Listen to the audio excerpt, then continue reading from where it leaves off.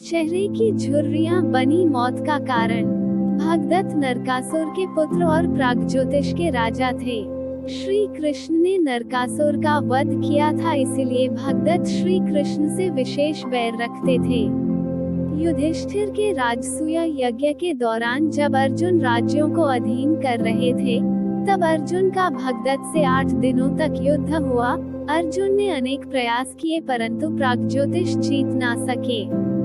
भगदत्त अर्जुन के पिता इंद्र के घनिष्ठ मित्र थे, इसलिए भगदत्त ने युधिष्ठिर को चक्रवर्ती मानकर यज्ञ के लिए शुभकामनाएं दी। इसके अलावा भगदत्त का एक युद्ध कर्ण से भी हुआ, जिसमें कर्ण जीते थे। इसी कारण से भगदत्त को महाभारत युद्ध कौरवों की ओर से लड़ना पड़ा। कुरुक्षेत्र युद्ध के समय भगदत्त बहुत वयोवृद्ध हो चुके थे।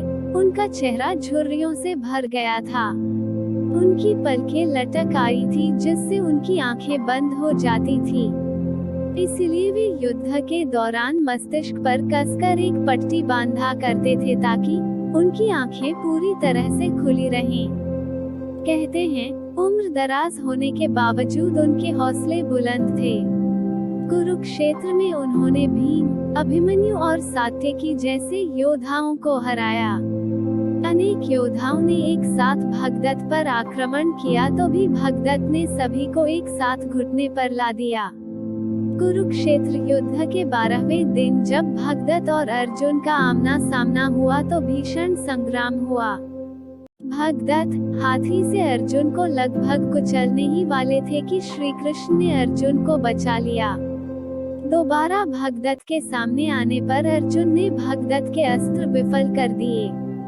भगदत्त घायल हो गए और गुस्से में आकर वैष्णव अस्त्र का प्रयोग कर दिया, जिससे बचना अर्जुन के लिए लगभग नामुमकिन था। मगर इसी बीच वैष्णवास्त्र के सामने कृष्ण आ गए, जिससे वैष्णवास्त्र वैजयंती माला में बदल गया। श्री कृष्ण के कहने पर अर्जुन ने पहले भगदत्त के हाथी सुप्रतीक पर प्रहार कर उसे मार गिराया।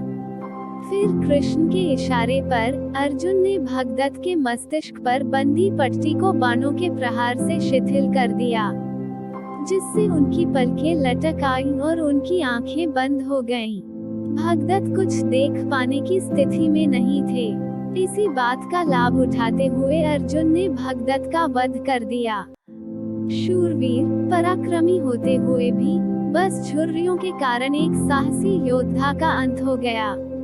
इसी तरह की अन्य कहानियाँ सुनने के लिए please like and share the story and subscribe to our channel story vendor. Thank you.